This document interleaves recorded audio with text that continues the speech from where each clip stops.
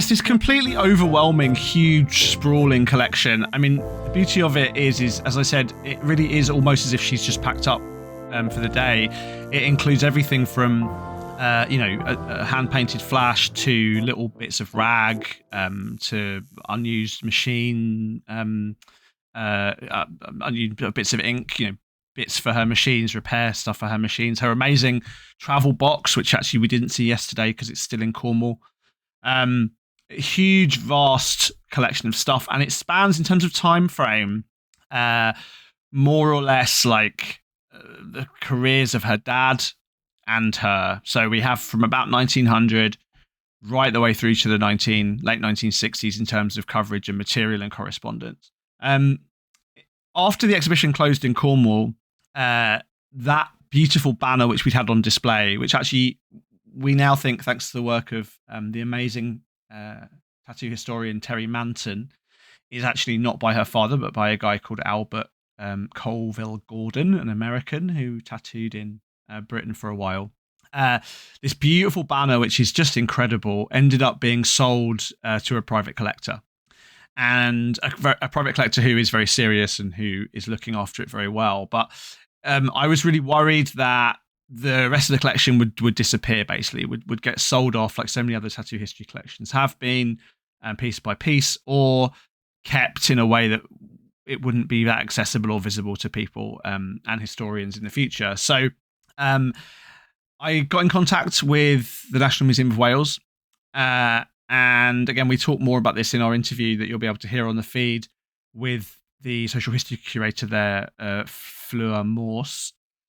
I got in contact with them and said, look, I really think this is an important collection. Is there any way you have budget or can get hold of budget, fundraise to try and save this collection?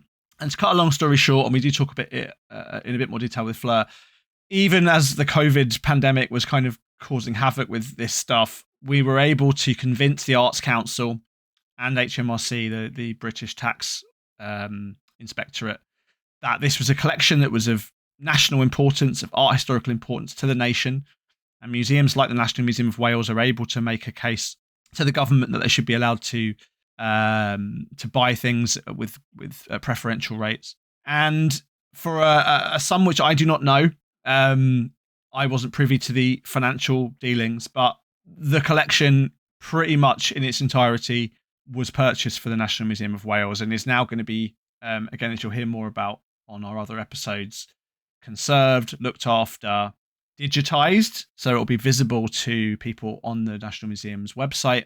And I cannot wait for people to see these pictures as well, because like this is something that I think I mentioned when we recorded yesterday, that like she obviously cared about photos because the stock that everything is all the photos are printed on is like really good. Like even the photos that are damaged are still like the card stock is still quite strong. So, no sticky back plastic.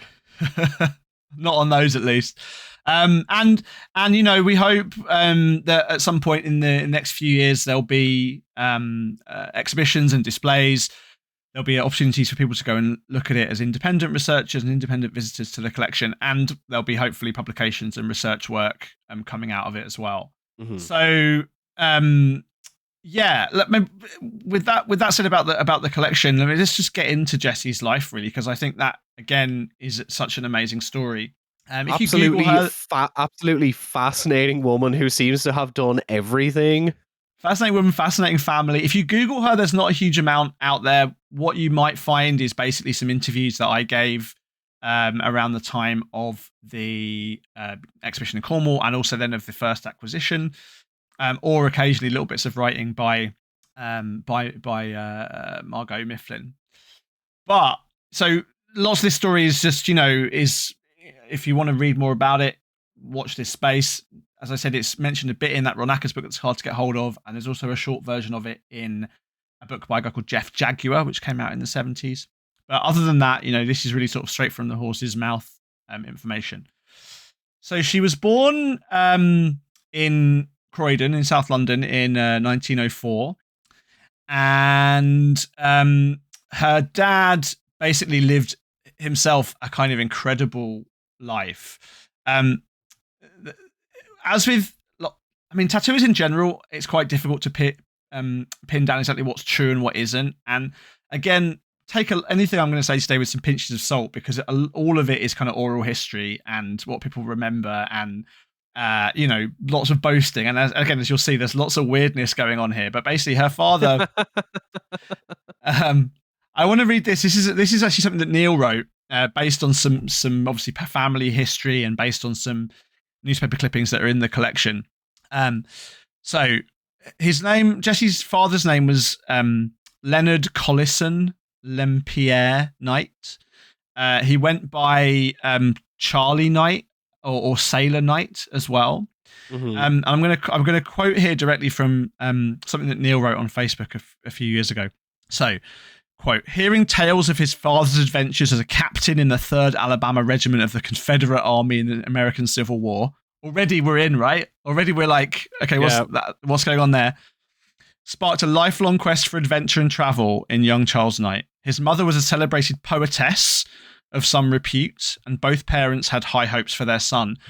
So Jessie's grandmother, her name was Elizabeth Lempierre, and her poems are sort of basically appear quite often in like English sort of sentimental magazines at the turn of the 20th century and right up into World War One.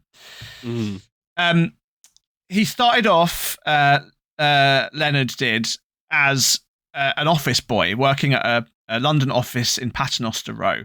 However, several weeks after starting employment, Leonard found himself in search of something more exciting. He went down for a lunch break.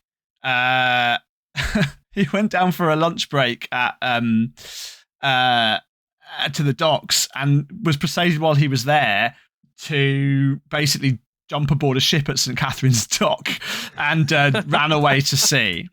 Right. A life more exciting indeed. A life more exciting. So he ran off to sea and ended up in the Canary Islands.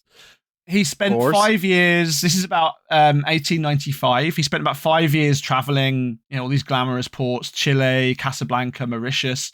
According to Neil, quote, he was shipwrecked in Casablanca, robbed in the Moroccan coast, jailed in Mauritius, went ashore in San Francisco to work in the lumber and saltpeter mines. He traveled to Mexico and used Spanish he learned in his travels to work his way in El Paso to work as a handyman on a cattle ranch.